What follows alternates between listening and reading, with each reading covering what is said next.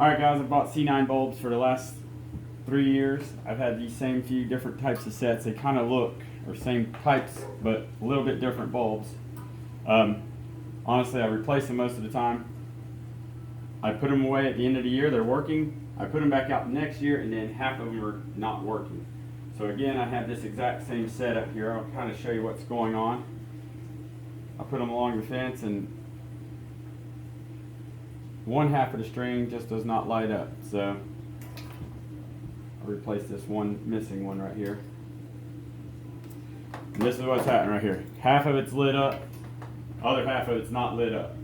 So I fixed one of them finally. I have extra parts here on another bulb, another set that I'm just not going to put out. I'm just using it for parts right now until I can find more of these light bulbs I need. They give me plenty of parts. They give me a ton of extra blue and orange things, and the yellow and the little blue and orange bulbs, and then a couple of fuses in every pack. This is what they're giving us right here.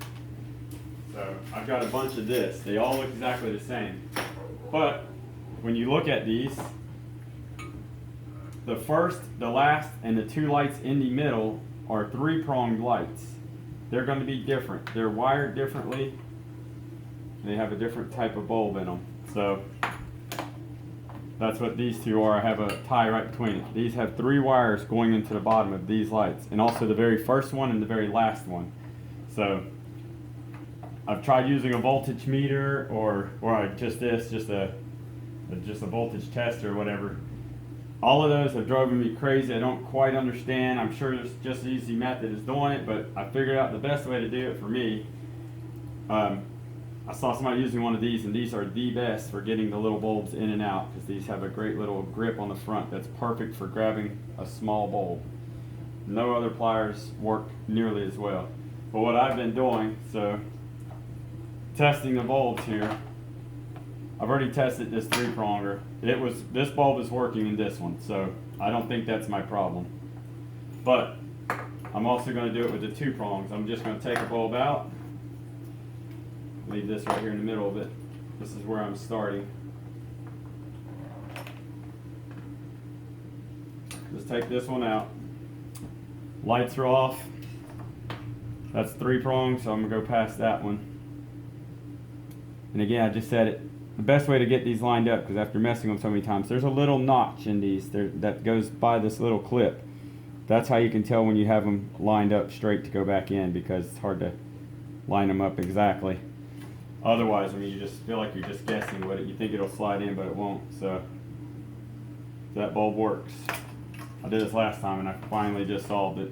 This is literally just as easy for me to do as it is to test each one with a voltage meter. So when I find one that doesn't work, I'll replace it, and then hopefully it turns the strain back on, and I'll use the parts in the other one here to replace them. Probably don't have to watch me do this whole thing, but this is what I was doing. You can visually inspect it at the same time. Like I said, there could be corrosion. These little prongs could be broken. The one I found and the other one that finally was broken, I had 2 broken. First of all, one of the 3-prongers were gone, but I just took one off of that one that worked, and one was missing a metal connector, so it obviously wasn't making a connection. But I think once those 2 lit up, then it started working again. But hardest thing is just keeping this stuff straight. So I hope this works for you. You can try it, see if it fixes your problem. Just my suggestion on how to maybe work this out, and how to use these bulbs a little easier, because these bulbs are kind of a pain to handle. That'll be it.